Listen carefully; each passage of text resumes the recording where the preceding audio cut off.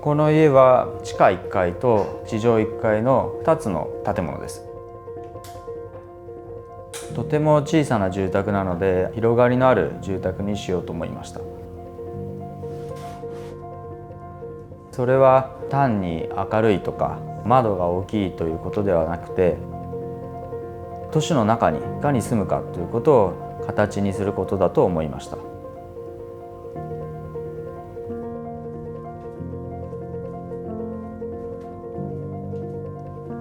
宗森博之と申します。建築家で、東京の設計事務所の代表をしています。東京の住宅地がこの建物の敷地になります。おせっさんは僕と同い年の友人夫婦になります。2人とも地方の都市から東京に来て住んでいます。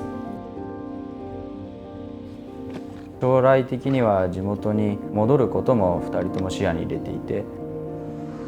この建物は手放したりとか誰かに貸したりとか、そういうことも将来考えているそうです。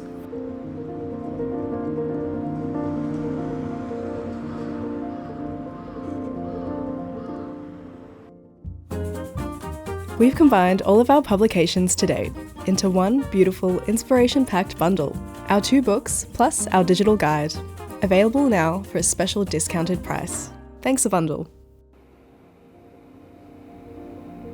住宅の外観は大波のガルバリウム鋼板と成形セメント板、あと大きなアルミサッシでできています。前面にはキャンプ道具などを入れた小さな収納も置いています。延べ床面積は57平米ぐらいのとても小さな住宅です。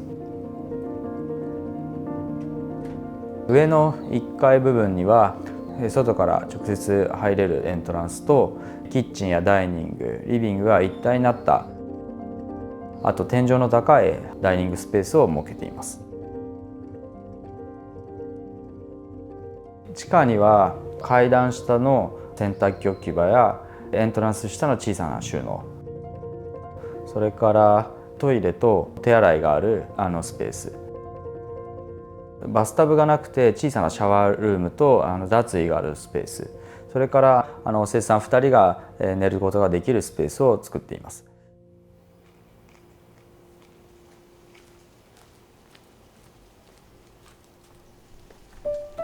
前面道路からガラスの扉でつながるエントランスになっています。この住宅はスキップロアで作られているので、エントランスは地下と地上階の間にあります。玄関の靴を入れる収納は通常は地面に置かれた収納だと思うんですが、今回はダイニングの収納と一体になるように宙に浮いたような収納になっています。玄関のガラスの扉はカーテンをつけていまして、プライバシーとかその状況に応じて閉じられるようにしています。入り口からリビングやキッチン、ダイニングエリアが階段の上の1階にあります。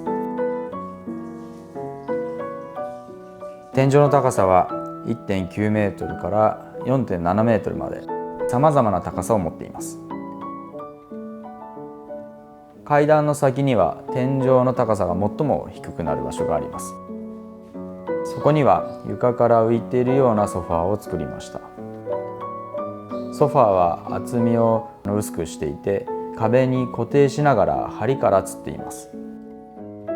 天井が低く落ち着きがありながら軽やかなソファーにしています。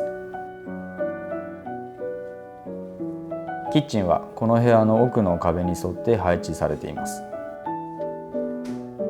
カウンターはステンレス製になっています。ドアはラワン合板としていて、他の収納と揃えています。エアコンも壁につけているんですが、ダイレクトに見せたくなかったので、他の収納と一体化するように一部隠すように取り付けています。この部屋の中央には6人まで座れるダイニングテーブルがあります。テレビは壁に取り付けていて、その収納の上にはスピーカーやその他の小物なども置くことができます。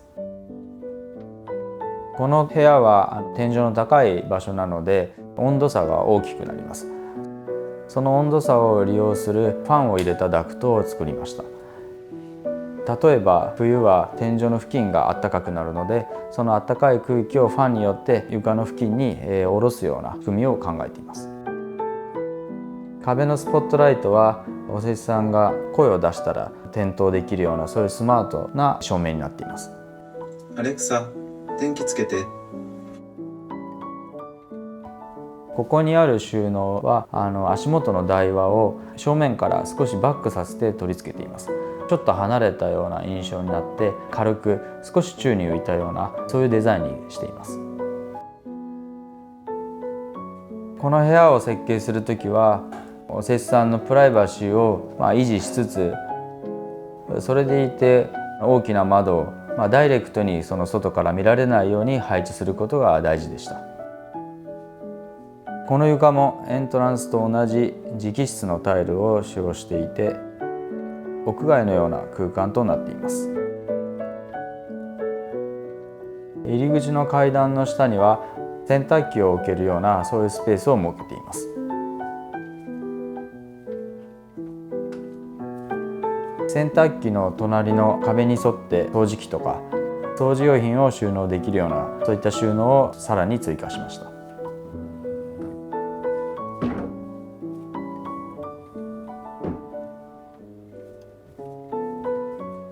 地下には2つの入り口があって、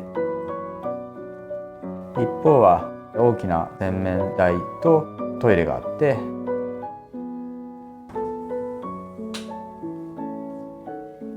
もう一方の方には収納とシャワーがついています。近くには銭湯があるのでバスタブは必要ありませんでした。地下部分にある寝室になります。洗面室とシャワールームのその両方から輝度でアクセスできるようになっています。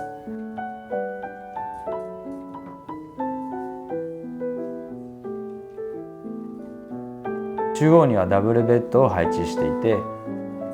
その両側と後ろの壁に沿って収納を配置しています。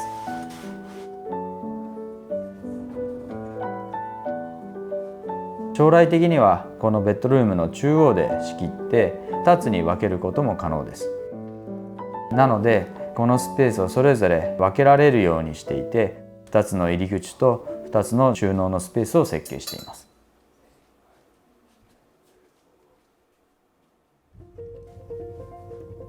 単に大きな場所を作っていくだけではなくて、